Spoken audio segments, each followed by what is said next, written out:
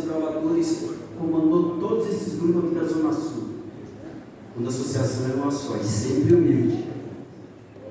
E em 2015, nós temos uma situação um tanto triste em nossas vidas. O irmão da Tereza, o meu cunhado, uma pessoa muito bacana, contraiu um câncer. E aí nós chamamos o pastor Marcelo Chico. E ele, com toda a sua disposição, e o homem de Deus que é, ele foi até o Hospital das Clínicas e conversou comigo a respeito. Eu nunca tinha visto isso na minha vida. O que era unção com óleo. E quem me ensinou isso foi esse homem. E naquele dia, no leito de morte, já com meu cunhado, porque o médico o havia desenganado e ele estava bem lúcido. O meu cunhado, ele pegou, o pastor perguntou, fez algumas perguntas para ele. Ele falou, nossa, e aquele acento firme, sabe, gostoso de se ver. E depois, após 2 dias, ele faleceu. Então, além de admirá-lo, passou a ser meu amigo. Porque o meu cunhado, eu tenho certeza que eu encontrei no céu. Amém. Essa é a minha esperança. E do jeito que foi, a maneira que foi, Deus o abençoou naquele dia. E sabe, pastor, eu estou pensando aqui agora, e eu queria que o Senhor abençoasse o trabalho missionário dessa igreja. Então, antes do Senhor começar, eu queria chamá-los aqui, para eles, para o Senhor fazer uma oração intercessória por eles.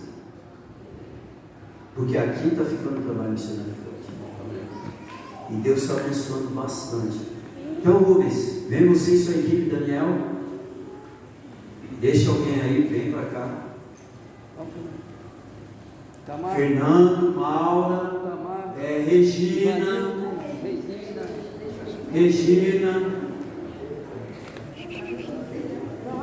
Ivanildo.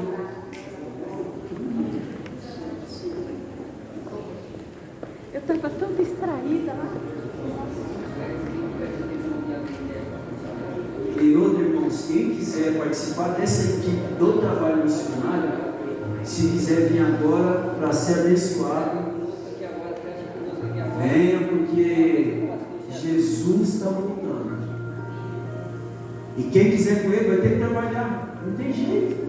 A Maria sempre foi trabalhar. Exato, as duas, pode subir. Elas quando sobem aqui, elas tremem. Ficam congeladas. Vem cá. Vão receber bênção.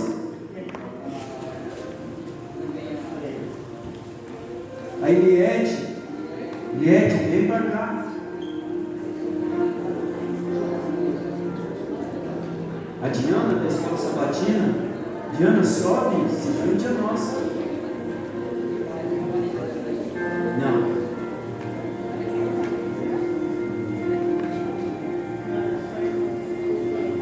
O chefe ali gosta muito de trabalhar isso. Oi, Tamar, bênção de Deus.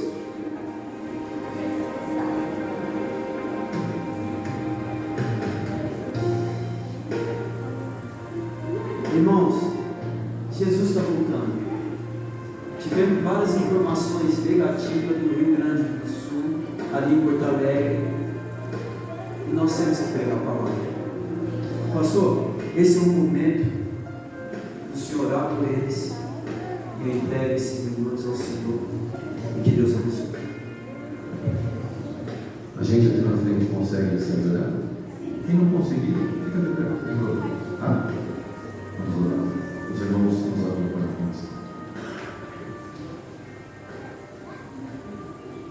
Nesta hora, Senhor, nós queremos te agradecer, porque são muitas as bênçãos que todos nós recebemos do Senhor.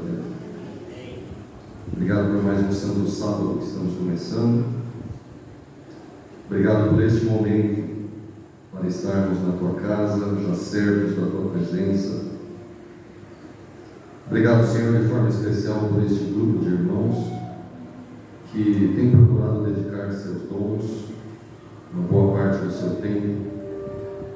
pregação do Evangelho.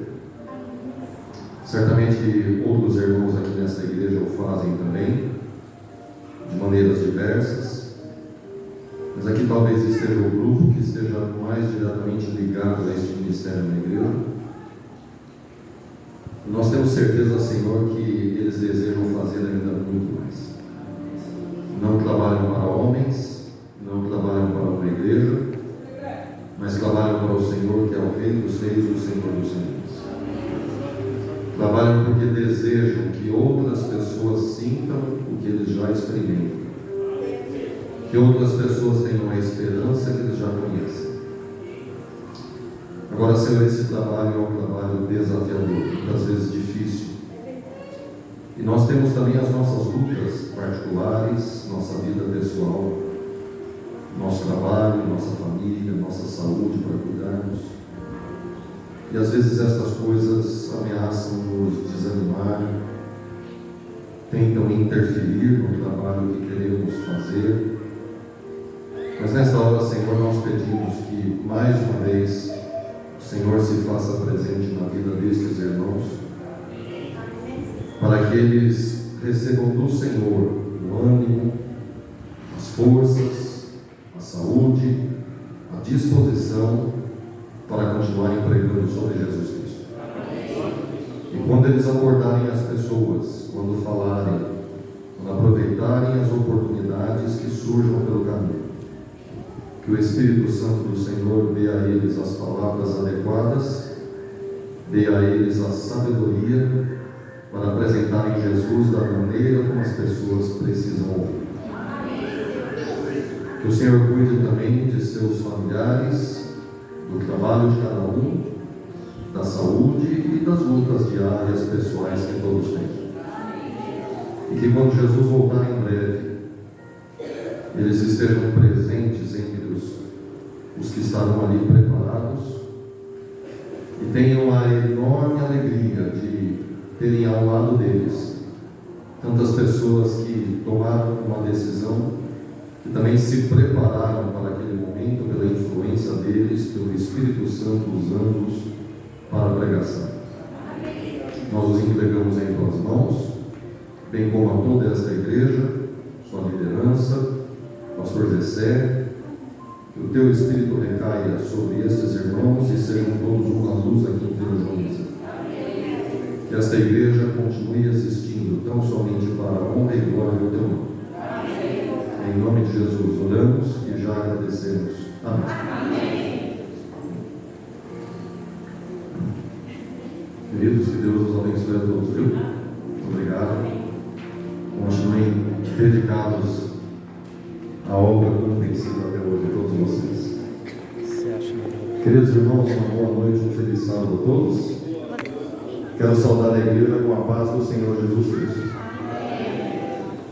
Eu quero agradecer também por essa oportunidade, porque eu acho que tinha vindo aqui em Vila Joaniza uma vez e tinha sido por engano. No final do ano passado nós tivemos a Caravana da Esperança e a gente deveria ir para Jardim São Carlos, se eu não estiver enganado.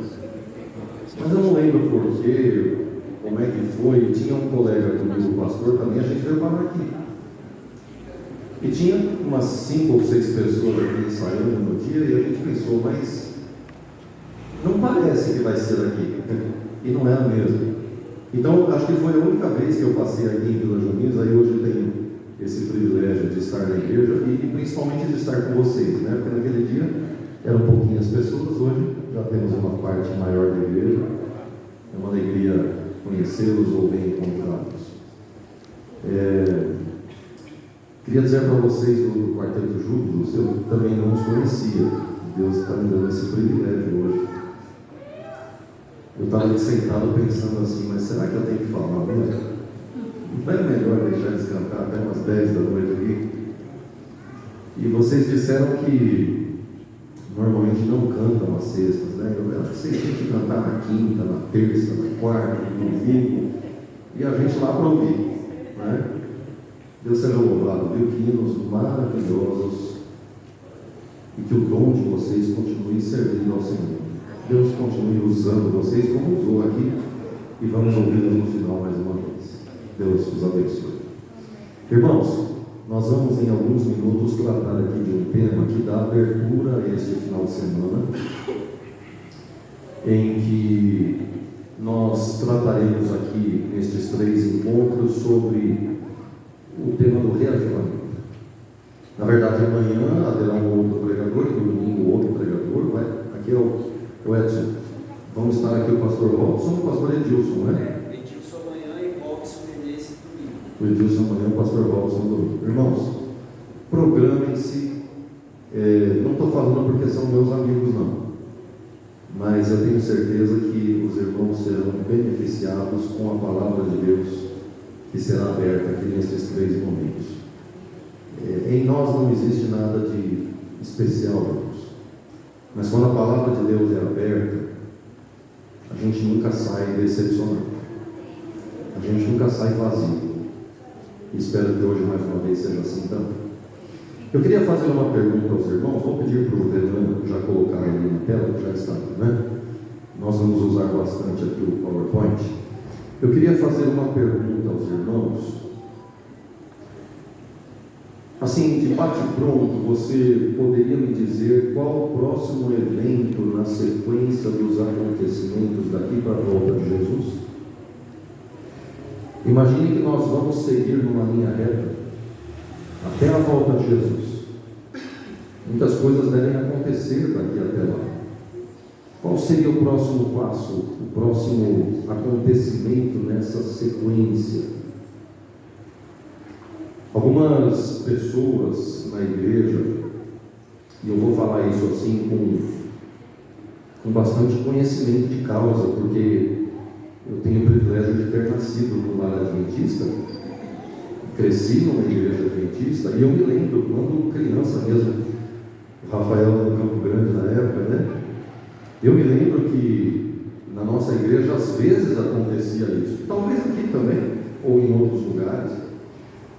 Quando alguém aparecia, e veja, irmãos, nós estamos falando de um tempo que não havia celular e não havia internet, a comunicação era mais lenta.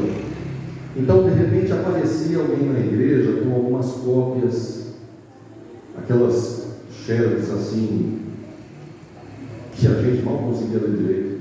Eu me lembro de uma vez que apareceu alguém na igreja com uma fita cassete. Alguns aqui não vão nem saber do outro nome, mas com supostas revelações de uma suposta profetisa que havia surgido no Canadá. Eu estou falando aqui da década de 80. E quando essas coisas apareciam na igreja, criava-se assim um burburinho, um movimento, dava um agito naquela água meio parada, e de repente parece que todo mundo estava assim, pensando da mesma maneira: agora chegou o fim.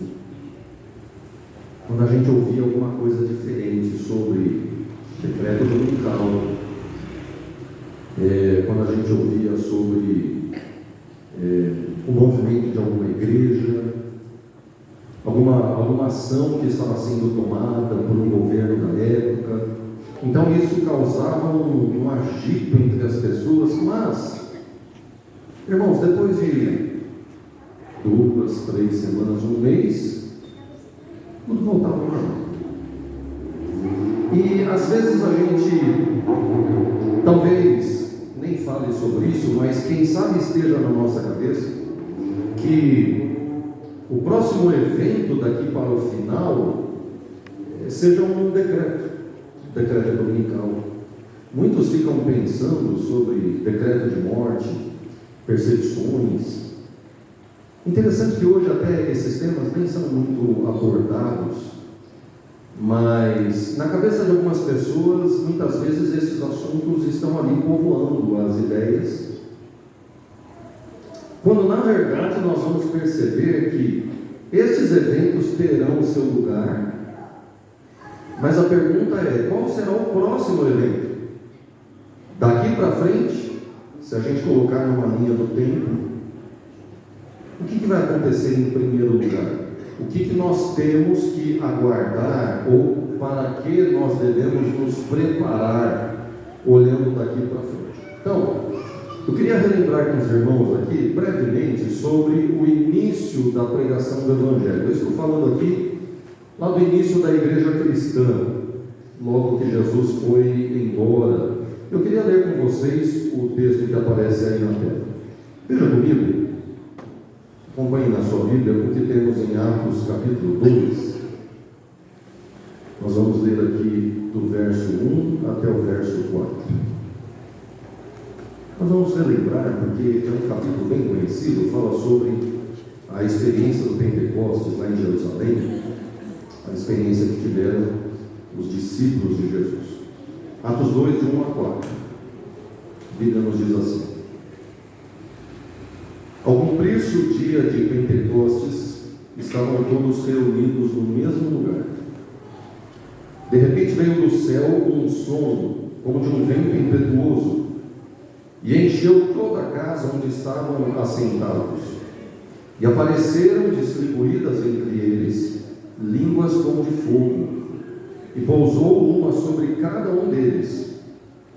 Todos ficaram cheios do Espírito Santo e passaram a falar em outras línguas, segundo o Espírito lhes concedia que falassem. Vamos ficar por aí. Irmãos, quando a gente dá uma olhada no livro de Atos, aqui nós temos apenas quatro pontos e alguns textos destacados aí. Mas quando a gente dá uma olhada no livro de Atos dos Apóstolos, claramente a gente percebe o que aparece ali. É um livro que apresenta relatos de visões, pessoas da igreja que tiveram visões. Um livro que apresenta orientações claras e diretas para a igreja, enviadas pelo Espírito Santo. É um livro que fala também de sinais, coisas que não eram normais acontecerem e que hoje também não são normais. Por exemplo, a história de Atos 5, a história de Ananias e Safira, né? E também relatos de curas que os apóstolos operavam. Claro que tudo isso sendo dirigidos pelo Espírito Santo, que havia sido prometido, e em Atos 2 nós vemos o cumprimento da promessa de Jesus.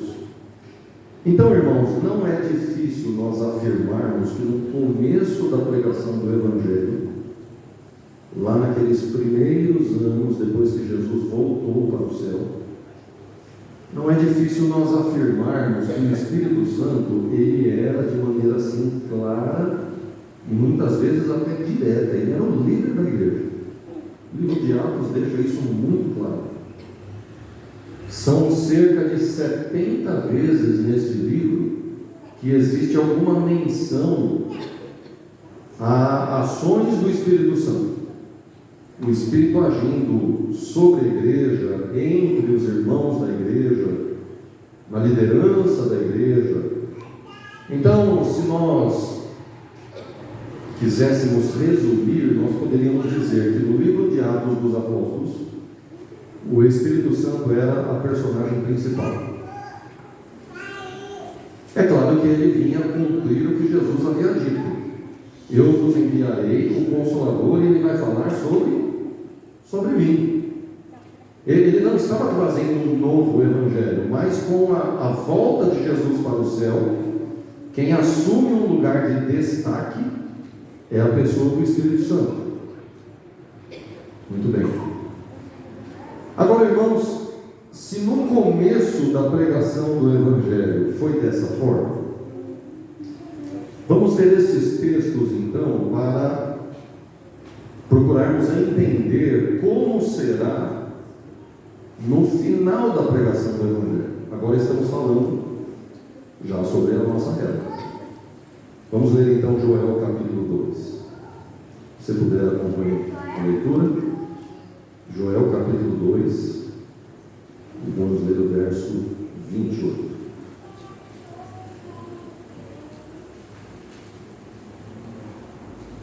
São versos bem conhecidos também. Praticamente nós vamos relembrar. Vamos ler o 28, 29 e o 31.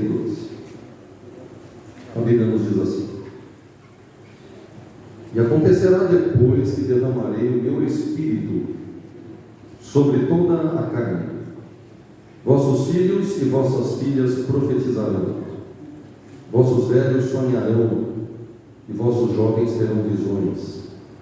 Até sobre os servos e sobre as servas derramarei o meu espírito naqueles dias. 32. E acontecerá que todo aquele que invocar o nome do Senhor será salvo. Porque no monte Sião e em Jerusalém estarão os que forem salvos, assim como o Senhor prometeu, e entre os sobreviventes aqueles que o Senhor chama. Irmãos, era comum durante um tempo as pessoas pensarem que o Espírito Santo ele fosse reservado para um determinado grupo de indivíduos, um grupo reduzido, pessoas privilegiadas. A gente sabe que no passado, os reis de Israel, de Judá, quando eles assumiam o reinado, então eles eram coroados, recebiam o trono, e parte desse ritual de recebimento do poder era também serem ungidos. Normalmente um profeta fazia a unção, ou um sacerdote, a unção do novo rei.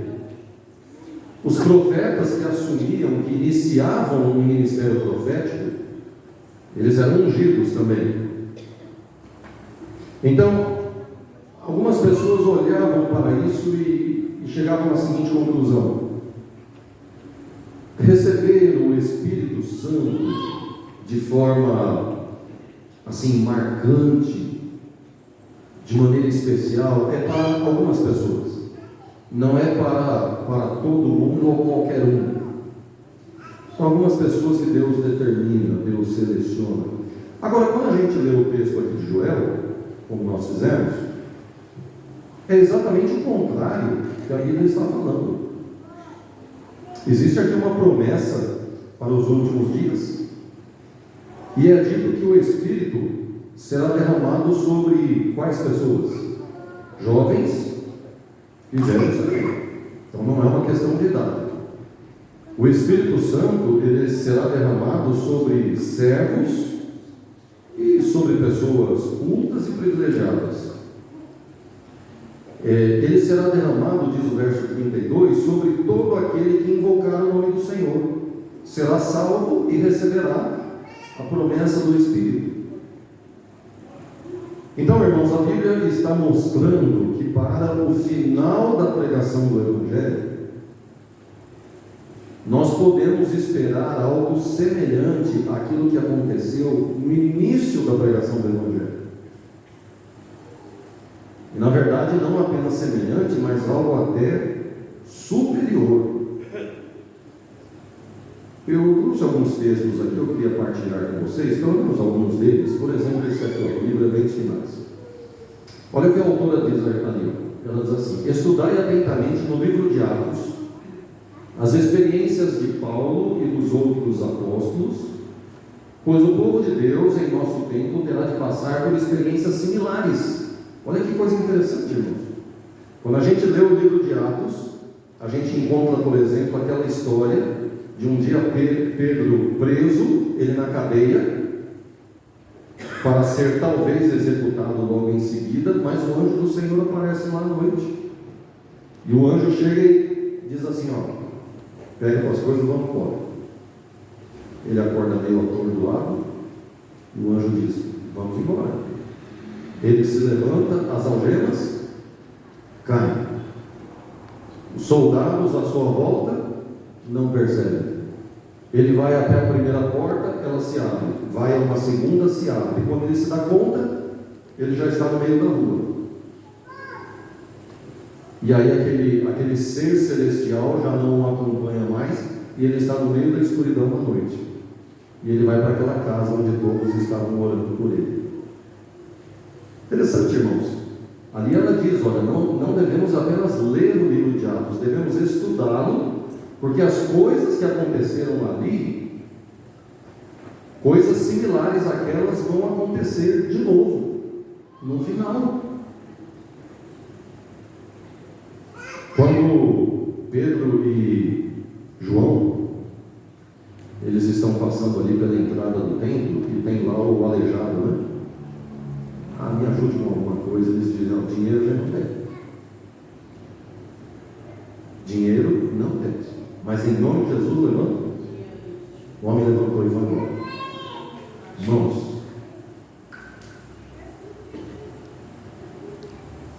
como eu gostaria de ver alguma coisa assim acontecer, viu? Lamento dizer que eu nunca vi. Em 30 anos de ministério, infelizmente, não vi isso acontecer. Não sei se você já viu. Mas ela diz que coisas similares vão acontecer entre o povo de Deus. Agora também é verdade, irmãos. Também é verdade o seguinte. A gente vê relatos no livro de Atos, os apóstolos pregando sobre Jesus, eles eram recolhidos, iam para a prisão, tomavam lá umas chibatadas, depois eram soltos, né? Eles iam para uma cidade, eram perseguidos, tinham que fugir para outra. E às vezes no caminho recebiam umas pedradas, literalmente falando. E quando você veio aqui para a igreja, num sábado de manhã, numa quarta-feira, para o culto, na sua rua alguém já tacou uma pedra no seu carro, ou em você mesmo, que você está saindo com a Bíblia na mão. Eu imagino que não, eu também nunca me aconteceu isso. Mas o livro de Atos fala que aqueles irmãos passavam por estas situações. Então, experiências boas, outras nem tanto, deverão se repetir. Coisas similares deverão acontecer de novo. Por isso nós devemos conhecer bem essa história, que é a história da igreja lá no começo. Veja esse texto aqui também, da mesma autora, Ellen White, ela diz assim, ó, ao chegar o tempo para que a mensagem do terceiro anjo, que é a que nós estamos pregando, especialmente agora, o tempo em que ela seja dada com o máximo poder, o Senhor operará por meio de humildes instrumentos, dirigindo a mente dos que se consagram ao seu serviço. Qual é o requisito para Deus usar as pessoas neste tempo, irmãos? É algum diploma? Não. O que é? Qual é o requisito? O que diz lá? Pessoas humildes e que vão se consagrar ao trabalho de Deus. Joel disse que a bênção do Espírito está disponível para quem quiser, quem tiver o preparo necessário. E ela continua dizendo, os obreiros serão antes qualificados pela unção de seu Espírito do que pelo preparo das instituições de ensino. Que bom, irmão, se um jovem pode ir para o NASP, quer fazer medicina. Agora nós vamos ter o curso de medicina da igreja aqui em São Paulo, mas quer fazer medicina, vá lá para a Argentina, vá lá para o Peru, estude, cresça, se desenvolva. Que coisa boa! Mas, irmãos, para a pregação do Evangelho, o requisito primeiro não é preparo acadêmico. Isso é bom. É melhor ter do que não ter, mas nem todos conseguirão ter, por várias razões. Mas o preparo essencial é a humildade, é a disposição para que Deus dirija a nossa vida. Aí Ele vai usar as pessoas. Então, irmãos, veja este quadro aqui. Nós estamos falando de uma época, falando agora da época do fim da pregação do Evangelho. Estamos falando aqui de nossos dias, daqui para frente. Veja que nós conseguimos montar este quadro aqui, onde nós temos um forte contraste. Porque Joel fala de que o povo de Deus estará cheio do Espírito Santo, que a gente conhece como a chuva cenoura, para a pregação do Evangelho. Mas, se você vai, não vamos ler aqui, mas se você vai a Apocalipse 18, a Bíblia fala que aqueles que servem ao inimigo de Deus, e lá a Bíblia usa uma linguagem até bem forte, né? Diz que as pessoas se tornaram moradas de demônios. Jesus mesmo disse, aquele que não está comigo está contra mim. Aquele que não ajunta comigo está espalhando. Então, irmãos, ou a pessoa tem o Espírito Santo de Deus, ou ela é dirigida por um outro Espírito. Se não é de Deus, é do inimigo de Deus. Então não tem uma terceira categoria, um terceiro grupo.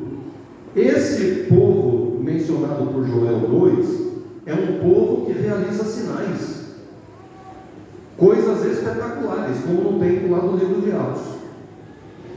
Mas Apocalipse 18 fala que os ímpios também vão realizar sinais.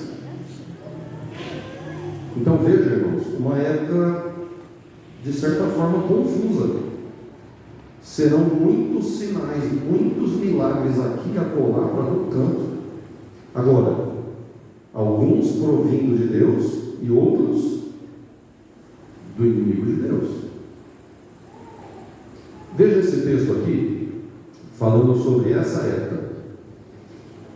A autora diz: servos de Deus com o rosto iluminado e a resplandecer de santa consagração, apressar-se-ão de um lugar para outro para proclamar a mensagem do céu. Por milhares de vozes em toda a extensão da terra será dada a advertência.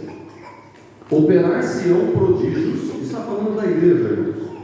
Operar-se-ão prodígios, os doentes serão curados e sinais e maravilhas seguirão os crentes. Você já viu uma igreja nessas condições? Vila Joaniza ou outra igreja onde você congregou? Sim ou não? Irmãos, eu nunca vi dessa forma.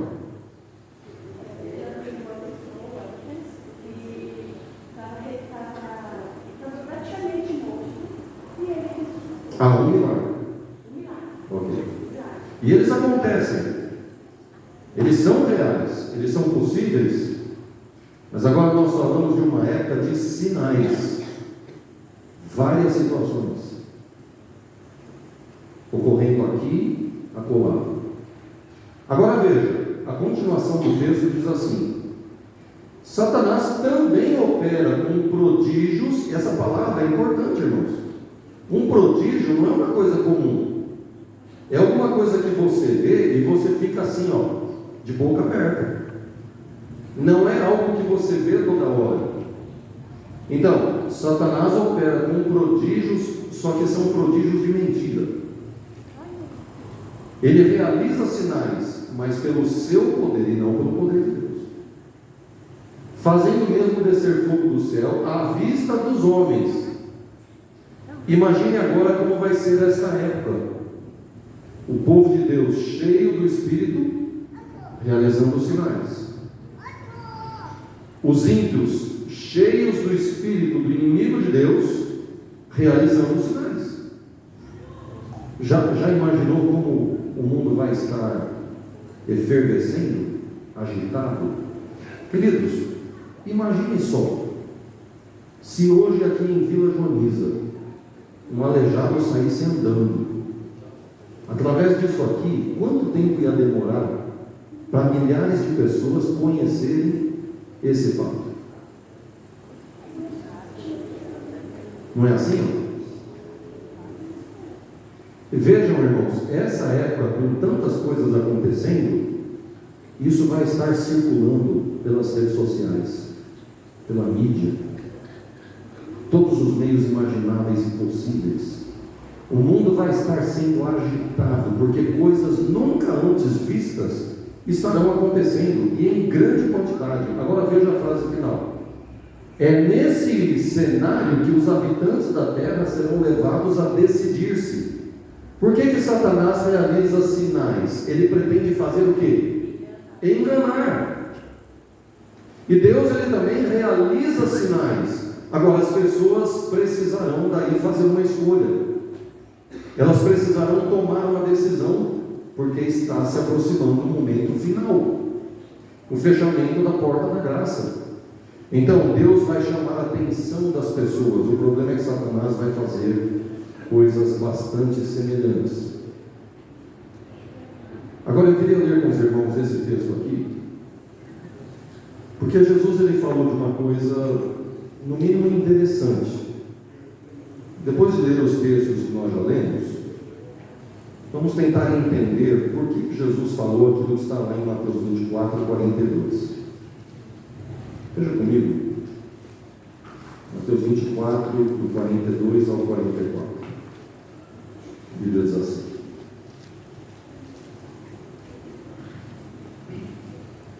portanto, vigiai, porque não sabeis em que dia vem o vosso Senhor.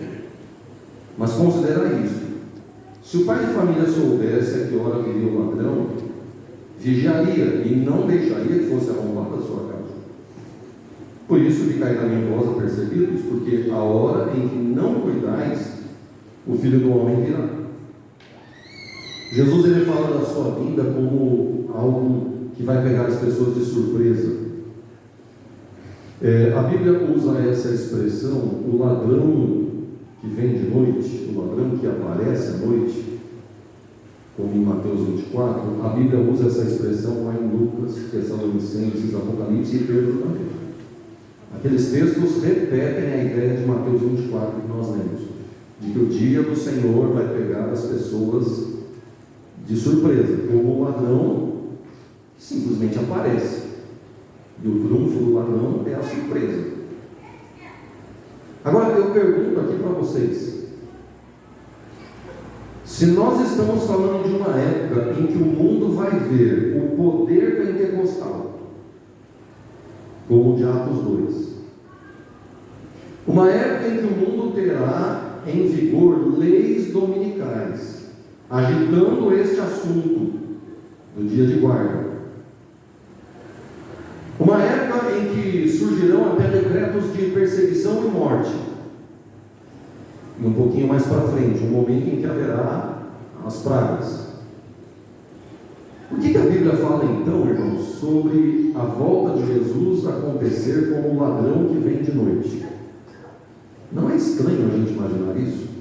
O mundo pegando fogo, coisas acontecendo a toda hora aqui e acolá, na mídia, nas redes sociais, um falando para o outro: você viu, e aquilo lá e tal. E Jesus, ele volta como se fosse o ladrão de noite. Interessante, irmãos, que com tudo isso, uma boa parte da humanidade ainda não irá se preparar para a volta de Jesus, e serão pegos de surpresa, como o ladrão que aparece na sua casa, que não manda recado, por incrível que pareça. Agora, quando Jesus fala de a sua vinda ser como um ladrão que aparece de repente, será que Jesus lhe falava pensando apenas nas pessoas que não conhecem a verdade? As pessoas que não estudam a palavra, não gastam tempo com a vida espiritual, não se preocupam de congregar com os irmãos, de participar da adoração, de estudar as profecias?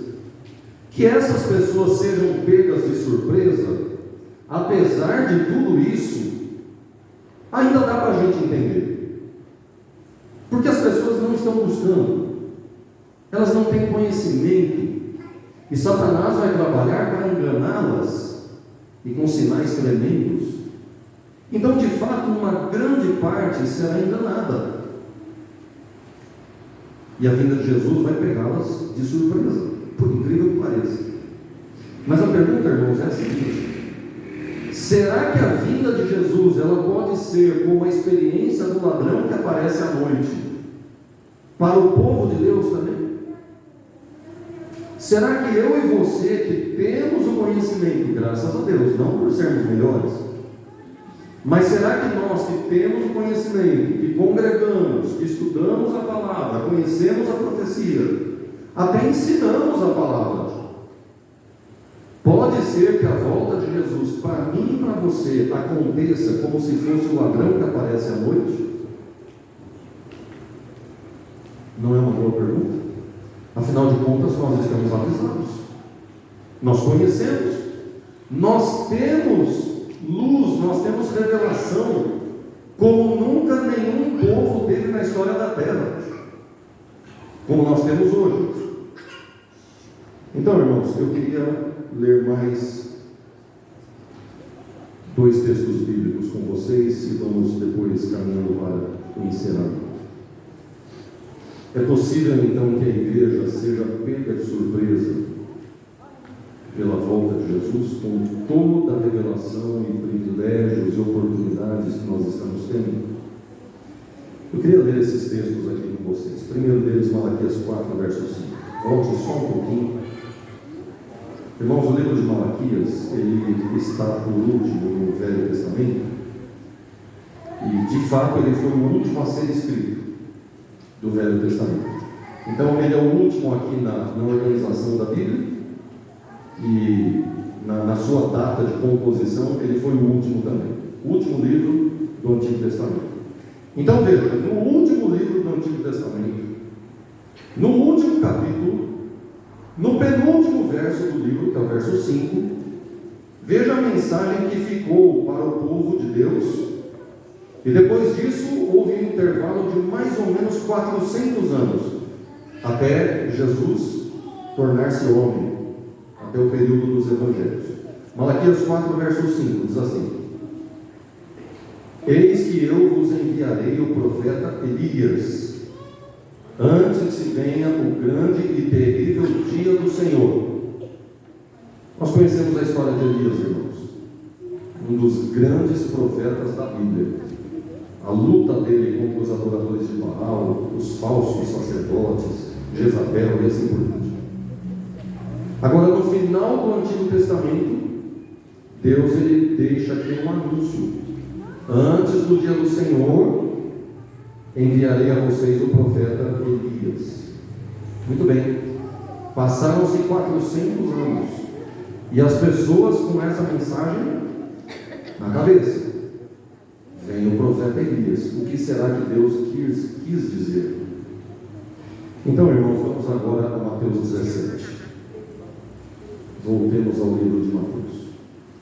400 anos depois, arredondando, é claro, Jesus com os seus discípulos, Mateus 17, verso 10, eles chegam a este dia em que os discípulos interrogam a Jesus assim: por que dizem, pois, os escribas ser necessário que Elias venha primeiro? Quem tinha falado isso antes dos escribas? O profeta Malaquias. E durante 400 anos as pessoas ouviram sobre isso, e os discípulos não entendiam e perguntam para Jesus. E o verso 11, Jesus respondeu: de fato Elias virá e restaurará todas as coisas. Só que veja agora o verso 12. Jesus continua: eu, porém, vos declaro que Elias já... O que diz a Bíblia? Elias já veio, e não o reconheceram. Antes fizeram com ele tudo quanto quiseram. Assim também o Filho do Homem há de padecer nas mãos deles. Os discípulos perguntando: o que significa isso que Elias deve vir? Porque os escribas falam isso direto. Está lá no livro do profeta Malaquias. E Jesus fala: é isso mesmo, Elias tem que vir. Aliás, ele já veio. Eu imagino a surpresa que tomou conta dos discípulos. E Jesus diz assim: ele já veio, não o reconheceram e fizeram tudo o que quiseram com ele. Agora, irmãos, continuação. Verso 12: assim também o Filho do Homem há de padecer nas mãos deles. Agora veja o verso 13. Então os discípulos entenderam o que? Eles falaram a respeito de... Irmãos, João Batista tinha vindo, cumpriu o seu ministério, ele foi morto, e grande parte do povo de Deus, escribas, fariseus, saduceus e os apóstolos, ainda estavam se perguntando sobre aquela profecia: quando vem Elias? Como ele vai vir? Porque ele foi levado para o céu, de lá ele vai descer. Como é que vai ser isso? E Jesus fala: é isso mesmo, só que ele já veio, e vocês não perceberam, e fizeram com ele tudo o que quiseram. Ele até foi morto, e como fizeram com ele, vão fazer o que também? Com o Filho do Homem? A mesma coisa. Jesus não havia sido prometido pelas profecias do Antigo Testamento, do livro de Daniel, por exemplo, de Miqueias. Estava profetizada a vinda do Messias, o lugar, a época, tudo detalhadamente nas profecias. Jesus ele veio, e quem estava esperando o nascimento de Jesus, irmãos? O que havia em Jerusalém quando Jesus nasceu? Nada. E quando ele nasceu lá em Belém, quem que apareceu para visitar o nascimento do Rei do Universo? Quem que apareceu lá? Os reis. E quem mais? Alguns pastores. Só. E tinha os bois lá, os cavalos. Quase que o nascimento de Jesus passou em branco, irmãos. E nós estamos falando de um povo que tinha o que nas mãos? A profecia, a revelação, o povo de Deus. Jesus nasceu e quase ninguém notou. Uma meia dúzia, maneira de dizer, que estava de olhos abertos, acompanhando os acontecimentos. Não reconheceram João Batista, não reconheceram o Filho do Homem, mataram João Batista e mataram o Filho de Deus, o próprio Messias. Então aí eu volto a perguntar para vocês: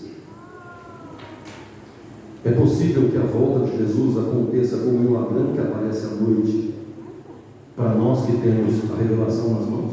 Apesar de toda a luz e conhecimento, é possível? Sim ou não, irmãos? Por incrível que pareça, é possível.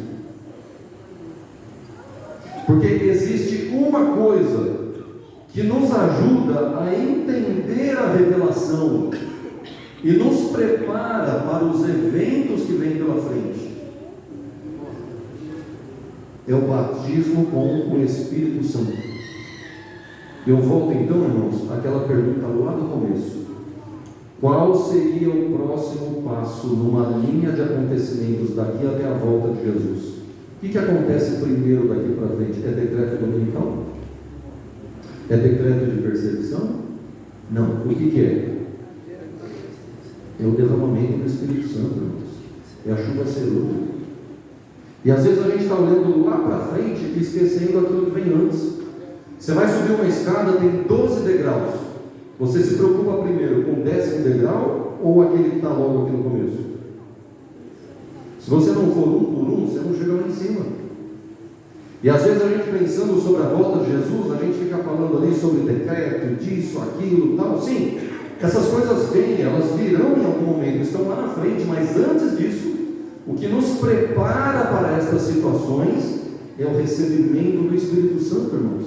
E esse tempo que Deus está nos dando, ainda de uma razoável tranquilidade, não é para outra coisa senão recebermos o Espírito Santo. E a pergunta é: quantos de nós estamos buscando o Espírito Santo, irmãos? E esta tem que ser uma busca individual. Ah, minha igreja, não sei se é o caso, mas alguém pode dizer: minha igreja não tem falado sobre isso. Os líderes, a associação, qualquer coisa que alguém possa argumentar. Irmãos, esse é um assunto onde eu não posso esperar por você e você não pode esperar por mim. Lembra-se da parábola das virgens? Cada uma tinha uma o quê? Lâmpada. A lâmpada era individual, era pessoal. O azeite era de cada uma delas. Algumas tinham mais, outras tinham menos. Isso representa o preparo que nós estamos fazendo individualmente. Irmãos, olhando assim parece tudo muito bom, todos nós iguais.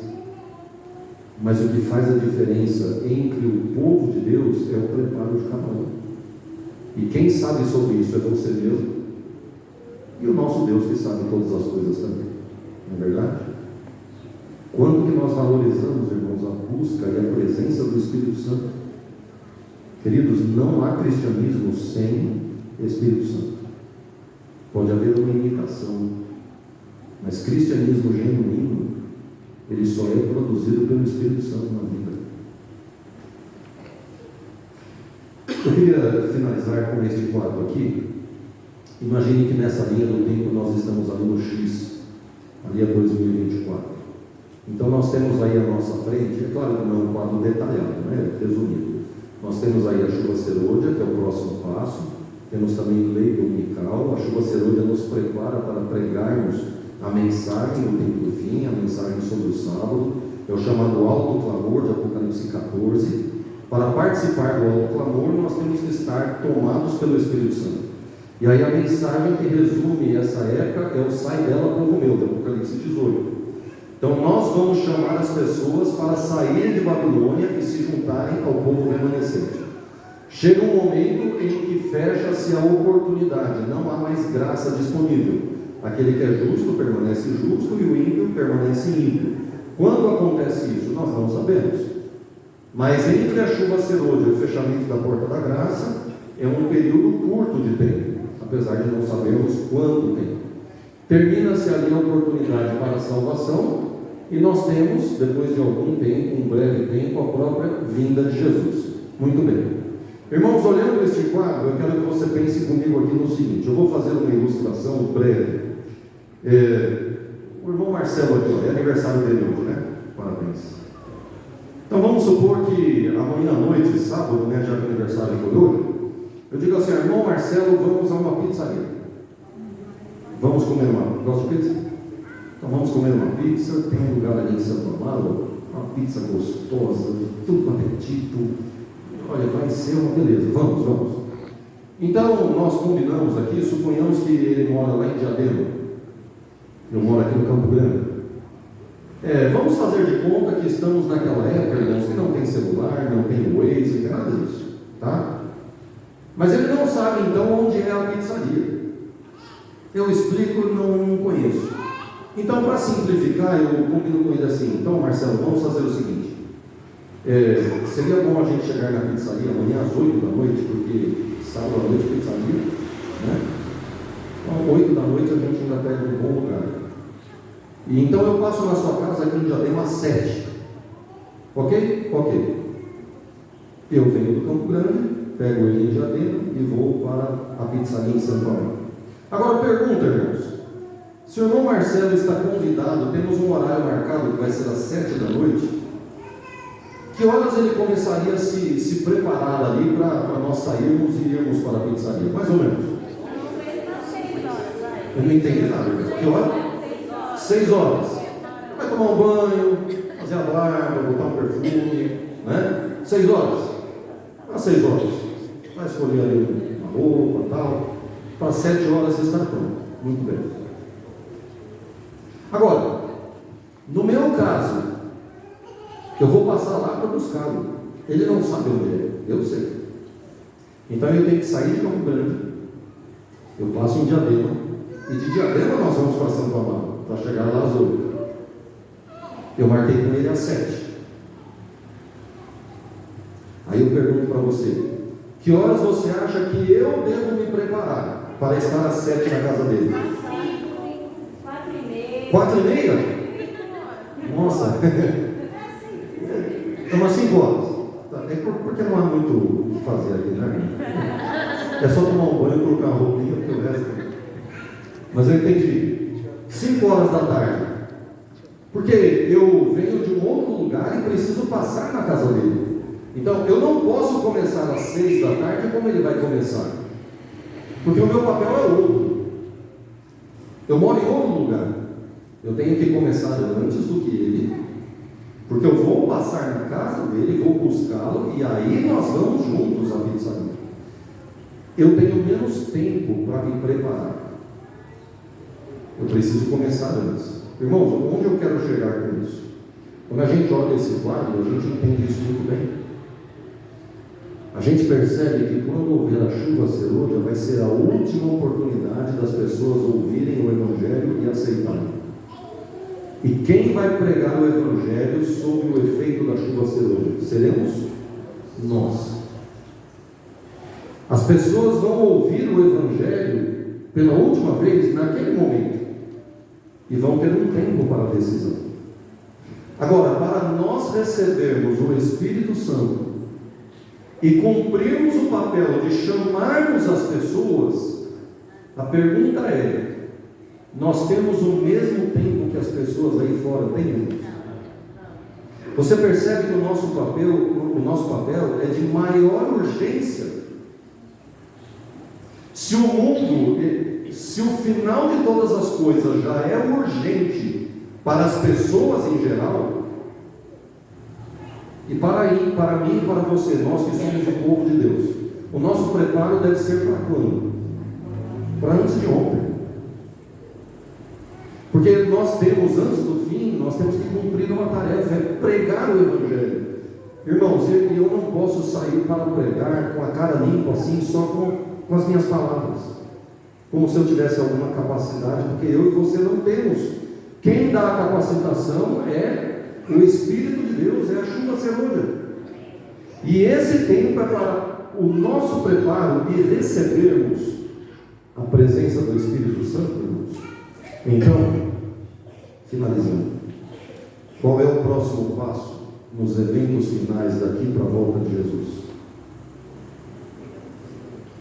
Qual vai ser? Recebermos o Espírito Santo.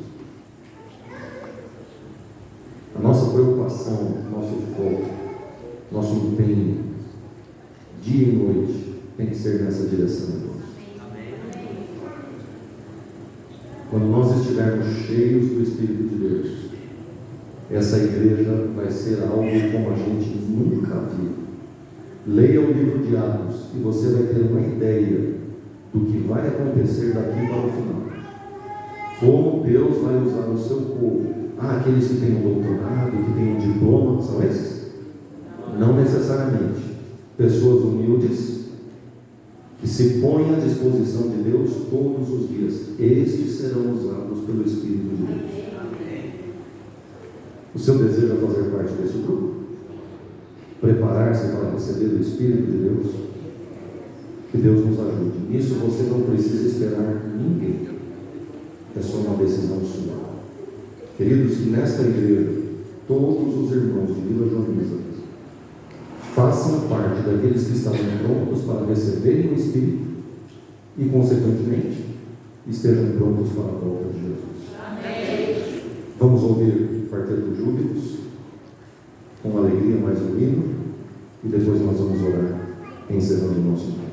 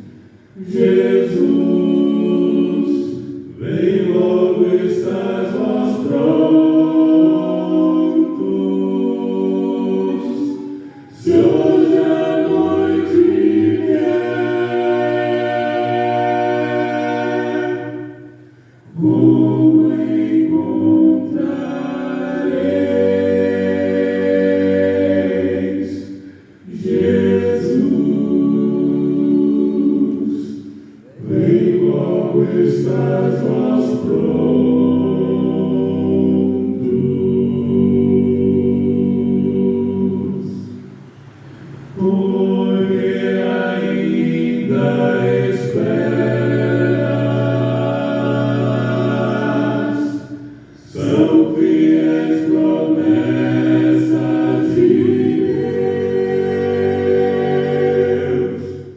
Sim, Jesus comprou no Calvário, buscar logo veio os filhos seus. Jesus, vem logo, estás vós prontos.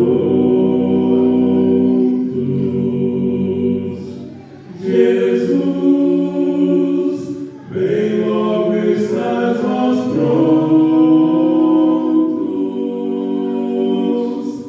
Se hoje a noite vier,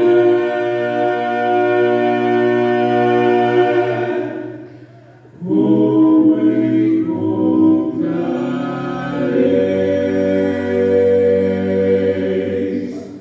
Jesus, vem logo, estás vós prontos.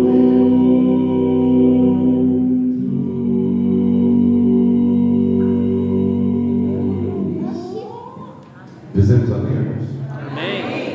Que logo aconteça isso e estejamos prontos para deixarmos este mundo terrível para trás. Só depende da nossa decisão. Eu gostaria de orar com você, feche os seus olhos, vamos agradecer a Deus. Mais uma vez nós te agradecemos, Senhor, por esta semana, pelo privilégio de virmos à igreja, começarmos juntos o sábado, louvando ao Senhor, ouvindo louvores maravilhosos, estudando a Tua Palavra e relembrando as Tuas promessas de que em breve tudo isso aqui vai acabar. Coisas tremendas ainda vão acontecer daqui até a volta de Jesus. Mas para aqueles que se colocam nas Tuas mãos, não há motivo de medo, não há por que temer nada. O Senhor nos acompanha, nos protege, nos guarda e ainda promete nos conceder o Teu Espírito para o nosso preparo e para ajudarmos outros que ainda precisam saber desta mensagem e que sobre isso nada sabem. Nós não temos capacidade para pregar sobre estas coisas. Por isso, Senhor, a nossa oração nesta noite é: conceda-nos o Teu Espírito. Nós somos fracos e pecadores, não há mérito em nós, mas confiamos em Jesus, que é o nosso Salvador, e reclamamos agora a promessa que Ele fez, que Ele deixou para aqueles irmãos lá no início da igreja e para nós agora no final também. Que nós estejamos prontos, disponíveis para recebermos o Santo Espírito e façamos parte do alto clamor, levando muitas almas para Jesus Cristo. E quando Ele se manifestar em glória, dentro de pouco tempo, nós façamos parte daquele grupo que vai estar preparado e feliz, porque daí estará começando uma vida perfeita na Tua presença. Nos leva, Senhor, para casa, todos nós. Nos guarde nesta noite, nos dê o descanso do qual precisamos. E amanhã nos dê saúde, forças e vida para um dia de sábado feliz, de louvor, de trabalho, na Tua presença e em favor dos outros também. Por Jesus nós oramos e agradecemos. Amém.